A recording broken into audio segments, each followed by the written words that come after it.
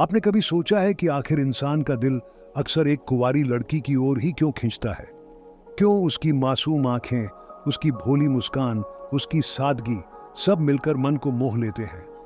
अगर आप चैनल पर नए हो तो चैनल को सब्सक्राइब जरूर करें।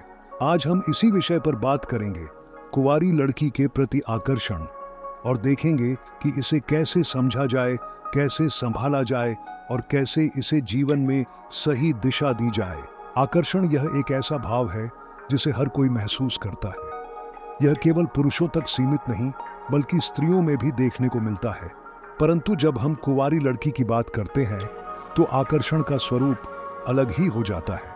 कुंवारी लड़की अक्सर मासूमियत और नएपन की प्रतीक होती है। उसकी आंखों में सपने होते हैं, उसके चेहरे पर ताजगी होती है और उसके व्यवहार में झिझक व सरलता होती है। यही विशेषताएं लोगों को उसकी ओर खींच लेती है। आचार्य चाणक्य कहते थे, नवीन वस्तु, नवीन वाणी और नवीन सौंदर्य ये सब मन को मोह लेते हैं। यानी इंसान का मन हमेशा नएपन की ओर भागता है।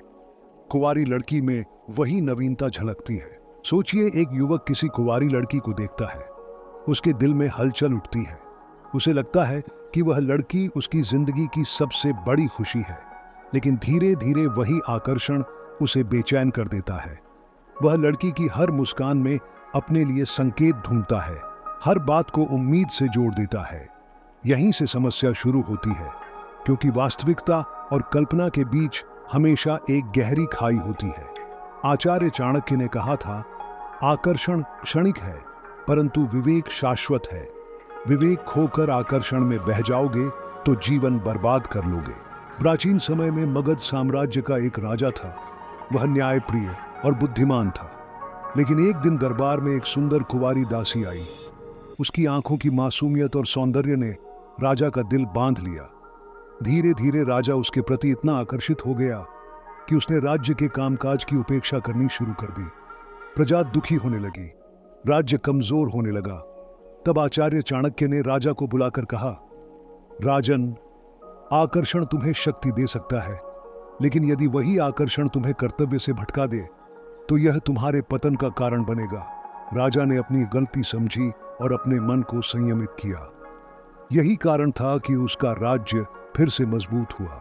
आज भी वही स्थिति है। सोशल मीडिया, फिल्में और ग्लैमर की दुनिया ने युवतियों की छवि को इतना चमकदार बना दिया है कि युवा पीढ़ी अक्सर केवल बाहरी सौंदर्य पर मोहित हो जाती है। लेकिन यह सच भूल जाती है कि सुंदरता क्षणिक है, संस्कार और चरित्र ही स्थायी है। आज के समय में आकर्षण और प्रेम के बीच का फर्क समझना बहुत जरूरी है। प्रेम में त्याग, समझ और विश्वास होता है, लेकिन आकर्षण केवल शरीर और चाहत पर टिका होता है।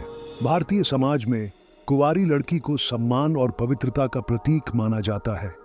उसे परिवार की इज्जत और संस्कृति का दर्पण समझा जाता है। लेकिन यही समाज कभी कभी उसकी मासूमियत को बोझ बना देता है। लोगों की नजरें बदल जाती हैं। कोई उसे देवी का रूप मानता है तो कोई उसे केवल इच्छा की वस्तु समझ लेता है। आचार्य चाणक्य ने बहुत पहले ही चेतावनी दी थी, जहां स्त्रियों का सम्मान नहीं होता वहां देवता भी निवास नहीं करते। यानी आकर्षण होना बुरा नहीं, लेकिन आकर्षण को वासना में बदल देना यही सबसे बड़ा अपराध है। मनोविज्ञान की दृष्टि से देखा जाए तो आकर्षण के पीछे 3 मुख्य कारण होते हैं। पहला, नयापन। इंसान हर उस चीज की ओर खींचता है जो उसे ताजगी भरी और नई लगे। दूसरा, मासूमियत। कुंवारी लड़की के चेहरे पर जो सादगी होती है वह लोगों के दिल को छू लेती है। तीसरा कारण है भविष्य का सपना। लोग मान लेते हैं कि उसके साथ नया जीवन शुरू करना आसान और सुखद होगा। एक गांव में एक साधु रहते थे। एक दिन एक युवक उनके पास आया और बोला, गुरुदेव, मैं एक कुंवारी लड़की से बहुत प्रभावित हूं। उसकी हंसी, उसकी आंखें, उसका चेहरा सब मेरे दिल को खींच लेता है। मैं चैन से नहीं रह पाता। साधु ने मुस्कुराकर कहा, बेटा, आकर्षण स्वाभाविक है, लेकिन याद रखो, नदी की धारा को बांधा न जाए तो वह बाढ़ बन जाती है और सब कुछ बहा ले जाती है। उसी तरह यदि आकर्षण पर नियंत्रण न किया जाए तो यह तुम्हारे जीवन की शांति छीन लेगा। दोस्तों, कुंवारी लड़की का आकर्षण केवल उसके सौंदर्य में नहीं बल्कि उसके भीतर की मासूमियत, सपनों और उम्मीदों में छुपा होता है। लेकिन हमें यह नहीं भूलना चाहिए कि आकर्षण कभी भी स्थायी नहीं होता। स्थायी होता है चरित्र, संस्कार और परस्पर सम्मान। आचार्य चाणक्य की नीति हमें यही सिखाती है कि आकर्षण को प्रेरणा में बदलो, वासना में नहीं। अगर आपको ये जानकारी अच्छी लगी हो तो वीडियो को लाइक और शेयर करें